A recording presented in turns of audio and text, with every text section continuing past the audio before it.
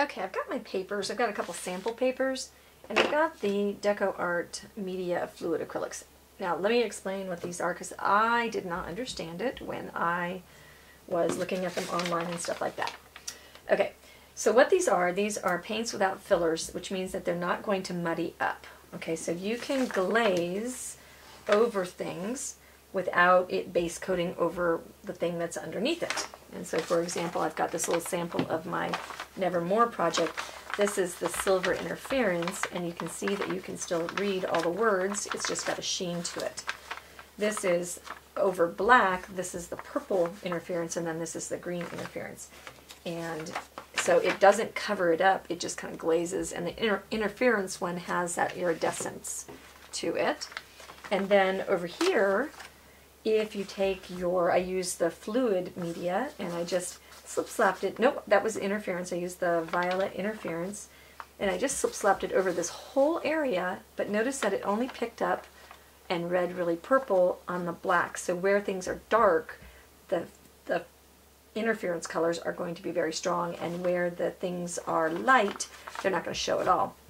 But I think the thing, oh, and this is the purple color, and you can see that this is dioxazine purple, and when you look at it on the palette, I mean, that almost looks black. I mean, that is pure, pure, pure pigment. That is glorious color.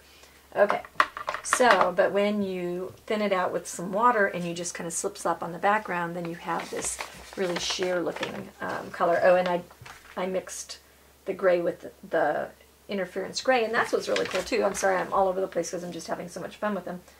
If I take my gray and I just do that over the piece, then I'm adding some kind of distressing and some antiquing, but I'm not base coating. You're not going to base coat with these, but you are going to glaze, and you are going to take some work out of things.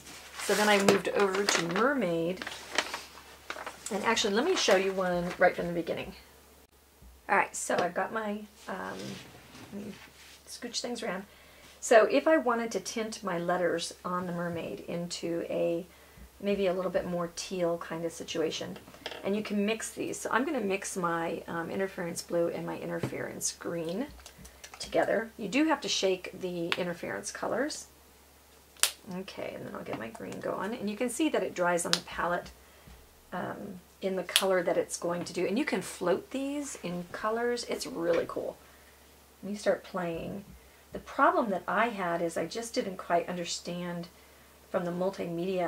I don't come from that world, so I didn't quite understand how it would translate into my world of regular, you know, craft or tool painting. So maybe I want some turquoisey kind of tints to things. So I'm going to go up here on here, and I'm just going to add a little bit. I think I've got too much blue. Add just a little bit of that kind of turquoise in that area. Now watch, I'll just slip-slap over that area, so I don't even have to be careful. Is that my blue? Now I've lost which one's my blue. I'll just make a color. So I can just go over it, and I'm going to get just a tint of color in these areas. But now if I wanted those, say I wanted it a little bit stronger, I can go into that color, a little bit, teeny bit of the blue, and I can kind of strengthen my interference color. And I can just put that in. Then I'm going to get a little bit of that glazing in the background. Can you see? It's really subtle, but I think that's the thing that's so amazing. So we've got this distressing and antiquing over here. You can, whoops, too much. Go into a little bit more medium. You can just come over here and add that touch that you need in that area. Come on down here, and maybe we want to balance that out with some of that color on her. And I'm not being careful, I'm just kind of adding some glazes of color where I want them. If I want to tone that color down, I'll just go on my palette and rob just a little bit of my gray. And now that'll be less vibrant. Okay, so it's just a little bit lower down the scale. So then I've got that going on, so maybe I want her hair. I'm going to have to rinse that brush. And I've got gold and my yellow. Just a hair of the yellow, because it's so strong. That's what I'm loving about this. Okay, so we're going to go into her hair. And I'm just going to pick on a little bit. And so this is like using the artwork to make,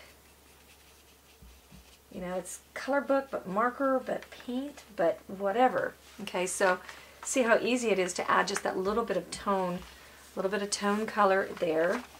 And just add the little hints, and you know, here I went crazy with all the colors because I just was playing. But here's the thing I want to share.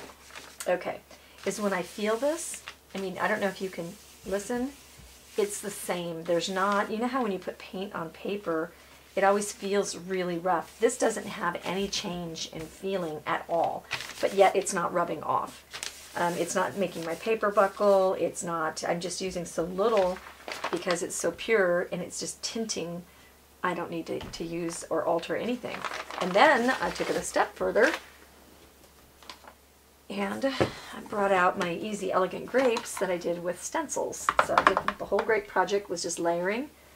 And watch what you can do, and I'm going to wipe it off because I don't want to change it, because then my instructions won't match my sample.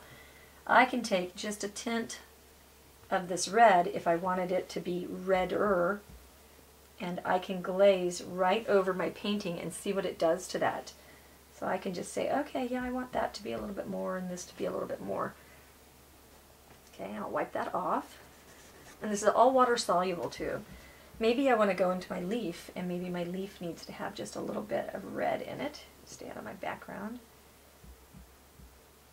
Okay, I could totally just glaze some red onto my leaf.